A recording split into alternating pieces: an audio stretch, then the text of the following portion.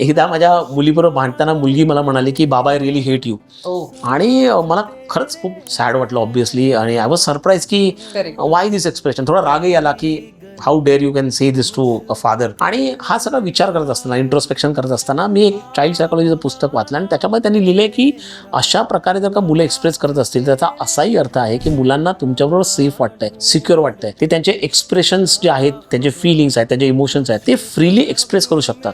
त्याच्यामुळे you should not curve all this things. मग मुद्दा कुठे येतो, हे जे एक्सप्रेशन जे आहे ते एक्सप्रेशन डिसरिस्पेक्टफुल किंवा दुसऱ्याचा अनादर करणारं होता कामा नये हे त्यांना सांगणं गरजेचं आहे. त्यांनी फिलिंग एक्सप्रेस करू देत, त्यांनी इमोशन्स एक्सप्रेस करू दे, पण ते करत असताना आपण दुसऱ्याचा अपमान करत नाही आहे ना, आपण दुसऱ्यांना काही वाईट बोलत नाही आहोत ना, किंवा त्यांना आपण हर्ट करत नाही आहोत ना, हे बॅलन्स करणं त्यांना शिकवणं अत्यंत गरजेचं आहे. आणि ॲज अ पेरेंट आपण या दोघांमध्ये जो फाईन बॅलन्स आहे हा करायला पाहिजे. त्यांच्या इमोशन्स, त्यांच्या फिलिंग्स स्टॉप न करता त्यांचं जे एक्सप्रेशन आहे त्याला कसं रिस्पेक्टफुल करू शकतो हे त्यांना शिकवणं गरजेचं आहे.